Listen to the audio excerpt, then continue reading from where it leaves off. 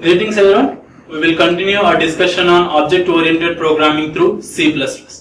In the previous sessions, we have started about what are objects, classes, methods, and also we have looked about what is function overloading. So in this session, we will be continuing about our particular concept on your constructors and destructors. In the previous session, I have introduced you about what is a constructor and how to write your constructors and what are the types of constructors.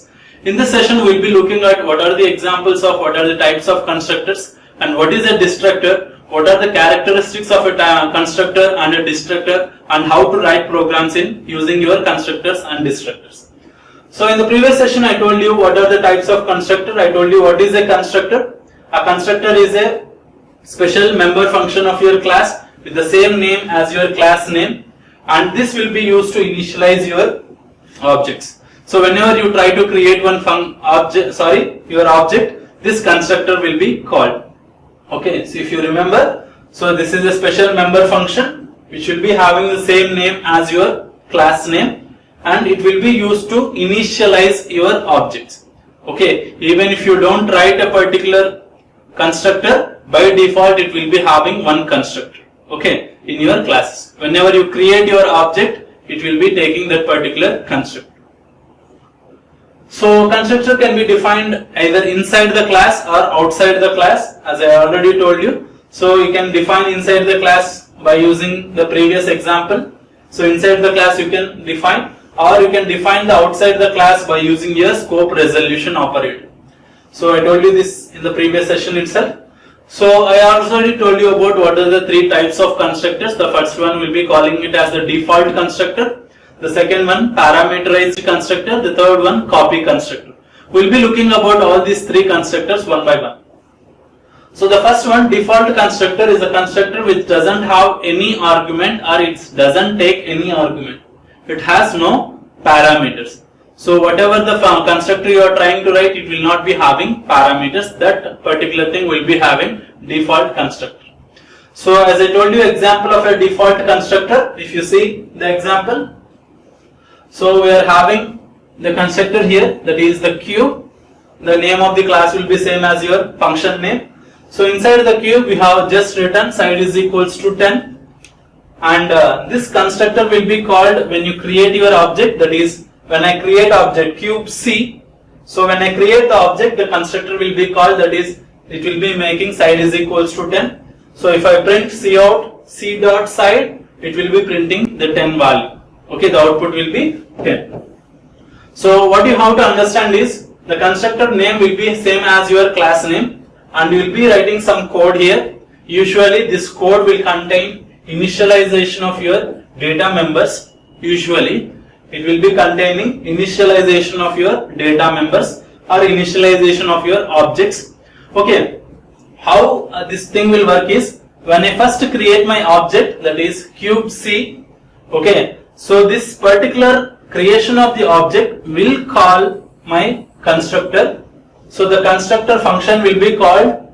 So whatever the thing that is present inside the particular function, it will be executed. That is, it has made side is equals to 10. Okay, that is the thing of your constructor you have written. You can write other code as well.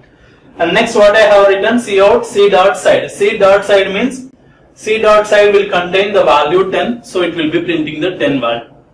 So what is the default constructor you have to understand here is, you haven't written any arguments, or you have not written any arguments inside your constructor.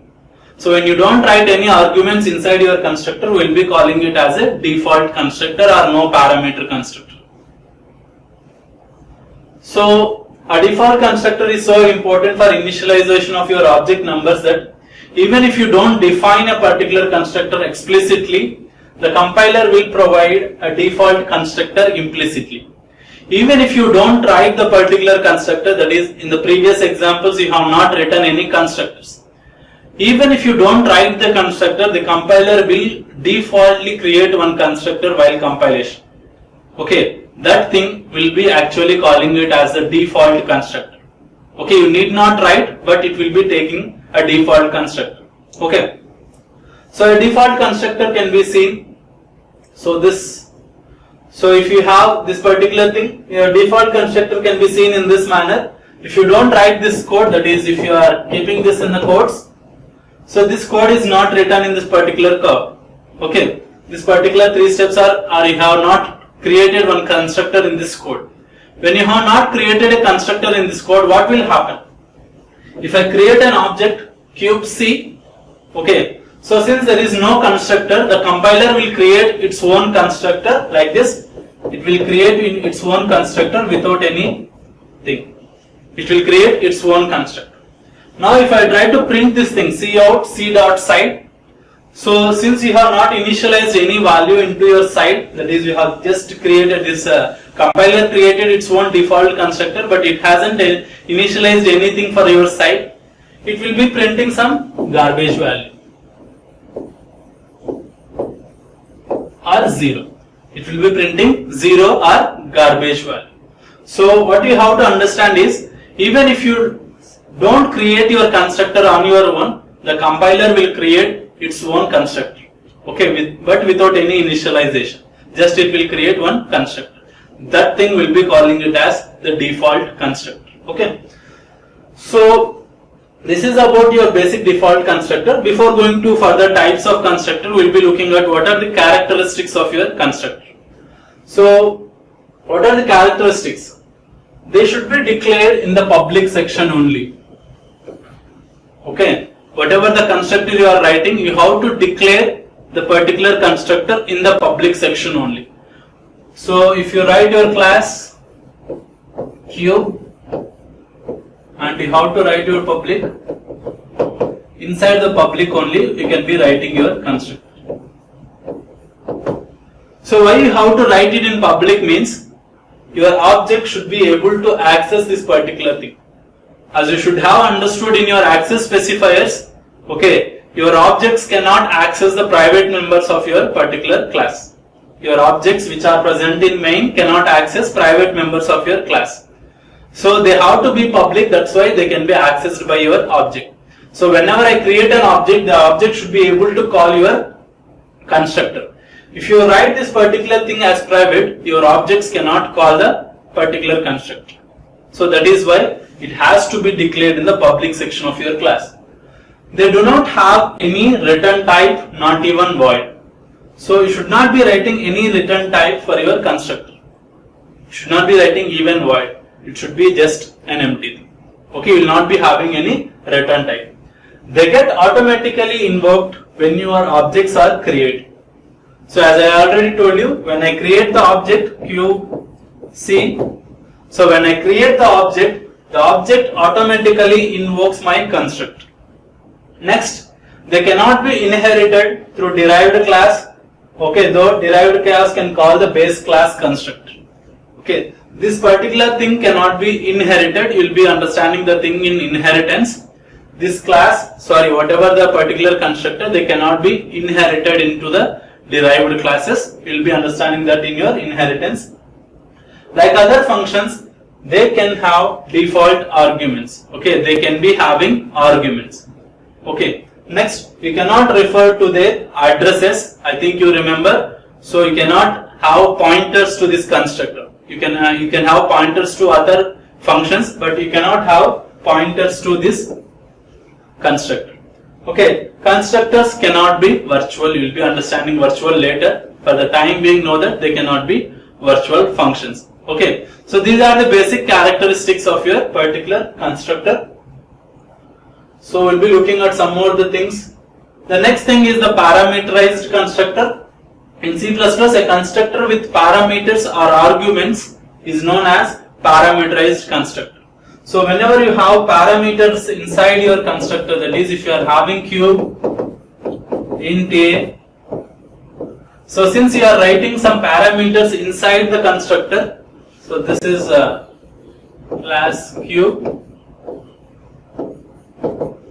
Since you are having parameters inside the constructor, we will be calling it as parameterized constructor. Or if you are having the arguments, we will be calling it as parameterized constructor. This is the preferred method to initialize members of your data.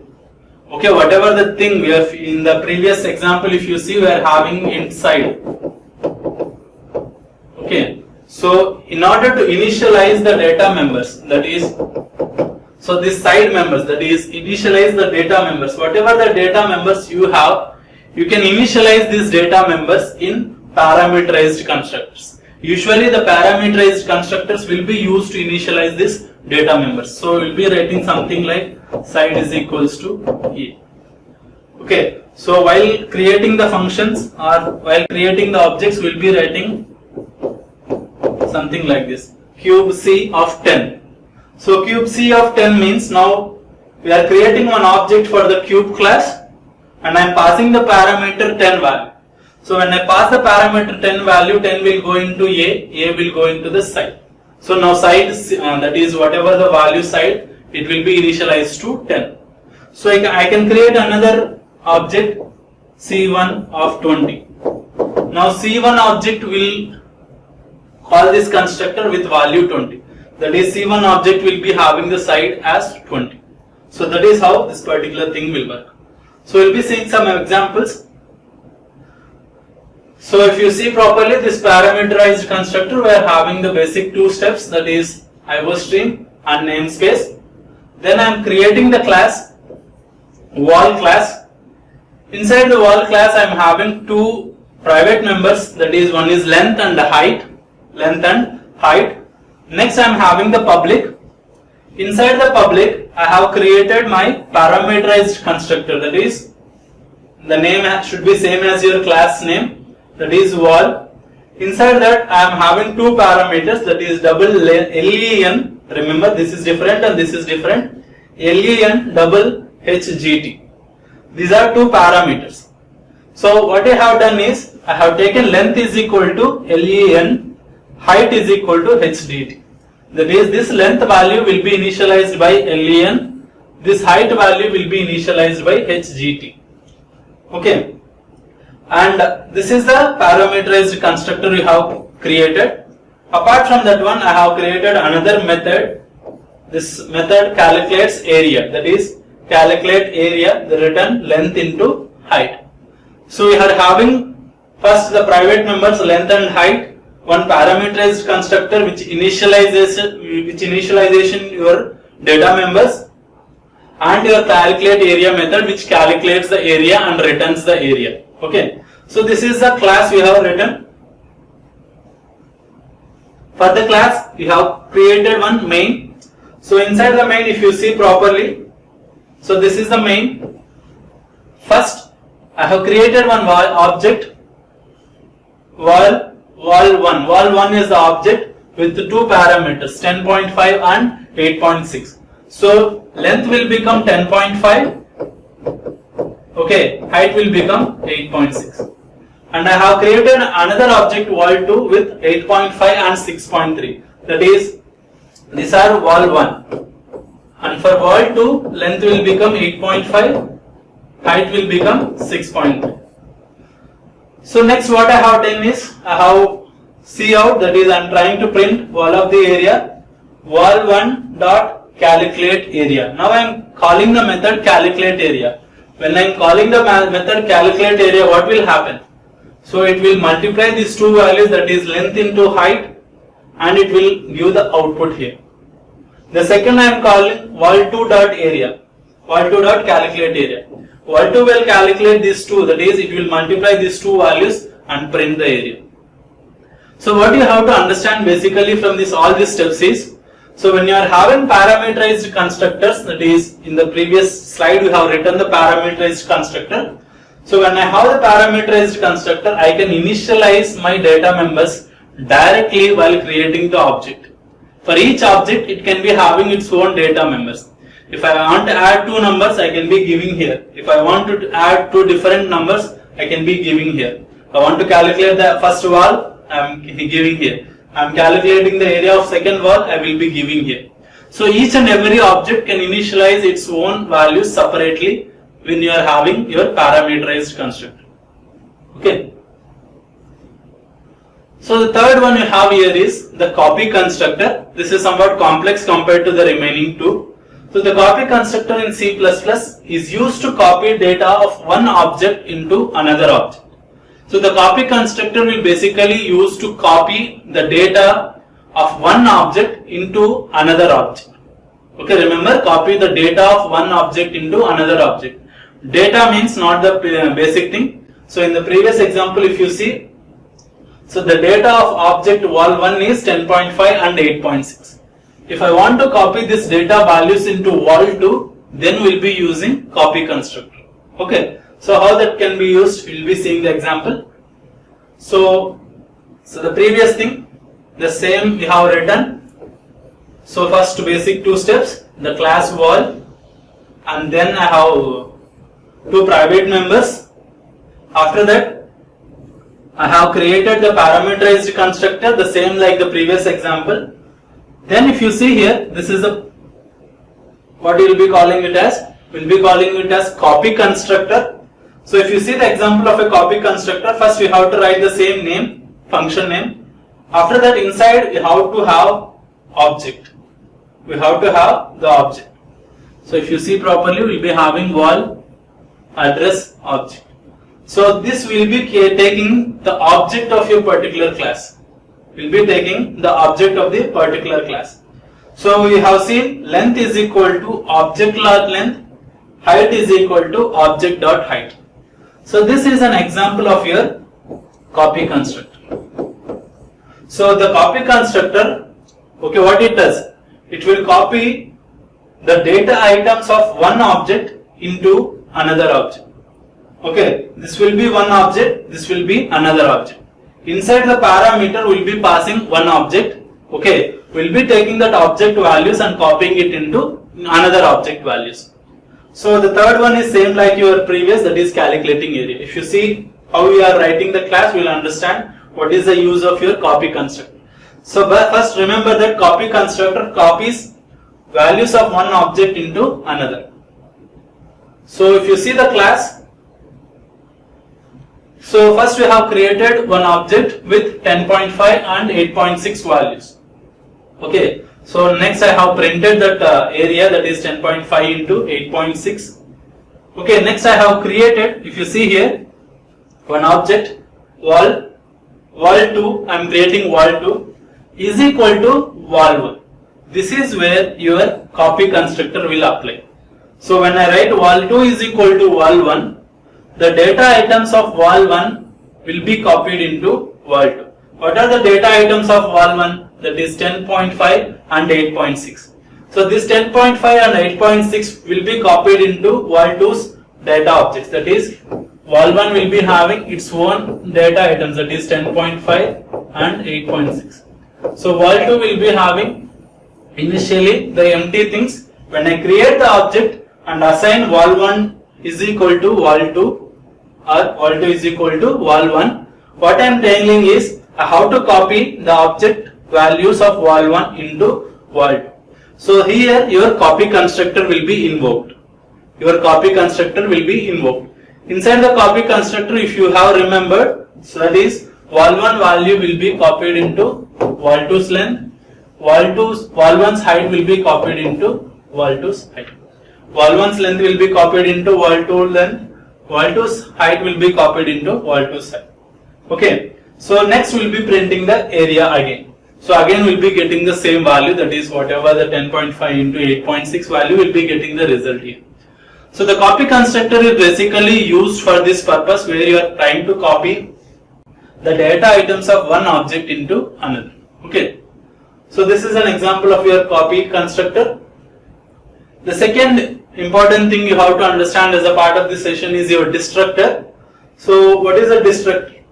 A destructor is a special member function of the class that is executed when the objects of its class goes out of scope. Your destructor is opposite to the constructor. If you remember, the constructor will be used to initialize your objects. Okay, so when you create your objects, your constructor will be created or your constructor will be invoked. When you close your object, that is when your objects are closed or destroyed, when you destroy your objects, your destructor will be called.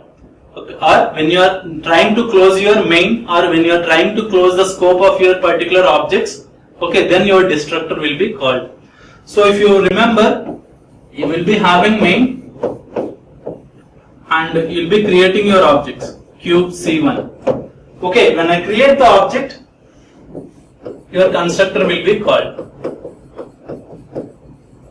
Okay, when I create the object, your constructor will be called, which will be present in your class. Okay, this particular object can be used till the scope of your main, that is until the main ends. Okay, until your main ends, you can use C1 generally.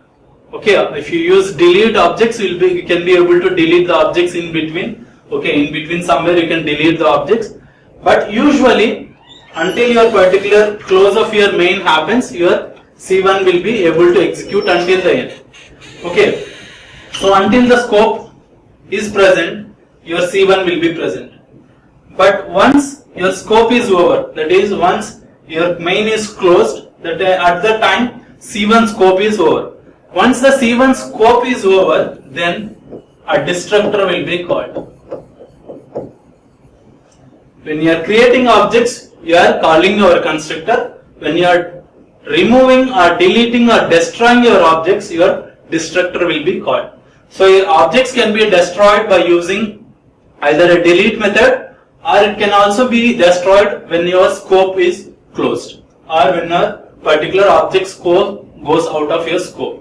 Okay, those are the two times we can destroy the objects. When you destroy the objects, your destructor will be called. So a destructor will be having some same exact name as your class, prefixed with your tilde symbol. Okay, if you are having cube class, we'll be creating a constructor like this, cube constructor. A destructor will be created like this, cube. Okay, it will be having a tilde symbol. The destructor can be very useful for releasing resources before coming out of your program, like closing files, releasing memories, etc. So while closing your particular program, you can, if you want to release memories, or if you want to release anything which is present not related to your program, okay, which are holded by the objects, at that time you can be using your destructors. Okay. So this is an example of your destructor. So first you are having a class line. Inside the class line I am having, so line class, remember here, we are having set length method, get length method, then I am having one constructor, then I am having one destructor. So totally we are having 4 methods here and one private member, that is length. Okay, so we are declaring all these methods outside the class. So the first thing we have done is we have written one constructor. So constructor means inside the constructor we have just written an output statement, that is object is being created. So when I create an object, the constructor will be called and it will be printing object is created. The destructor, what will happen? We are defining the destructor outside the class. So that is why we will be using the scope resolution operator. So tilde line of void. Inside that, if you have written just an output statement, object is being deleted. So this will be called, that is the destructor will be called when your object goes out of scope. And the 2 methods, that is set length method. The set length method will be is a parameterized constructor, parameterized object, where you are trying to just set the length, that is we are taking the input of the length. Whatever the input you give, it will be going to the length. And the second, that is get length, means you are trying to print the length here, that is return length. So this is a basic program which is having both constructor and a destructor. The constructor will print out object is created, the destructor will print object is deleted. There are 2 functions, one is to set the length, that is to initialize your length value to something, and get length to retrieve the value of your length. So the example for the particular thing, class, first I have created one object line. So when I create the object line, it will be calling the constructor. When it calls the constructor, it will be printing the object is being created. Okay, next I have done this thing, line set length 6.0, then it will this value 6.0 will go into length.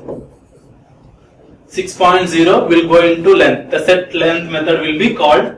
Next, the length of the line dot get line.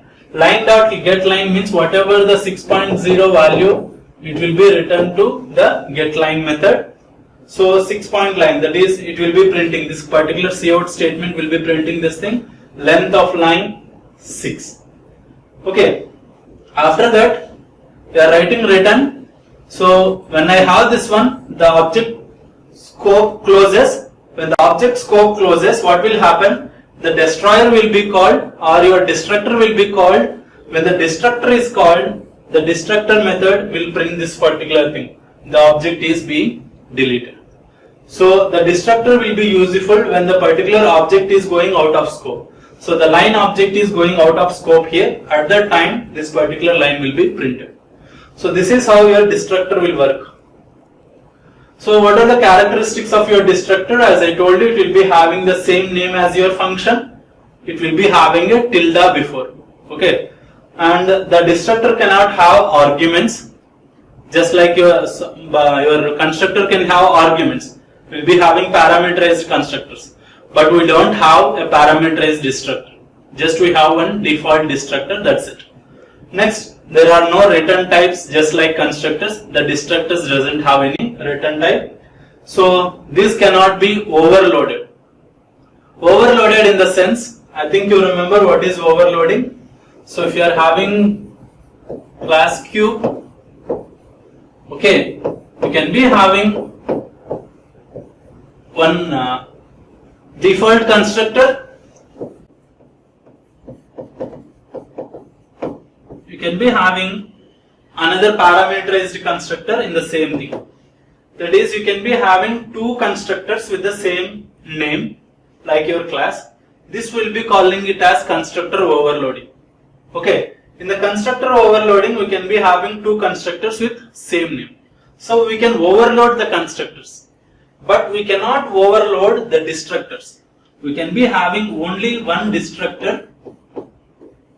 That's it. You can be having only one destructor. So destructors cannot be overloaded. They can be only one destructor in a class. You can be having more than one constructor in the class, but you can be having only one destructor in the class. Okay, your destructors cannot be overloaded, but your constructors can be overloaded. So in the absence of any user defined destructor, it is generated by the compiler. So just like your default constructor, there will be a default destructor as well. Even if you don't write the destructor, it will be taking a default destructor. So the default destructor is executed automatically when the control reaches the end of the class scope to destroy the object. So when the class scope is exiting, it will be the default destructor will be executed automatically.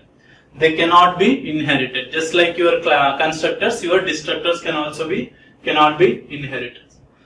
So this is about your particular constructors and destructors. By this time you should understand your default constructor is just a constructor without any parameters. So a constructor with parameters or your parameterized constructor will be having parameters inside the constructors. The copy constructor will be used to copy the values of or the data values of one object into another object, and a destructor is your special member function which will be executed whenever your object goes out of scope, and it will be having the same name as the class except with a tilde symbol. And the destructor can be very useful whenever you want to release some memory, whenever you are closing your particular class objects. So with this we will close this particular session, and we'll be looking at the further topics in the next session. Thank you.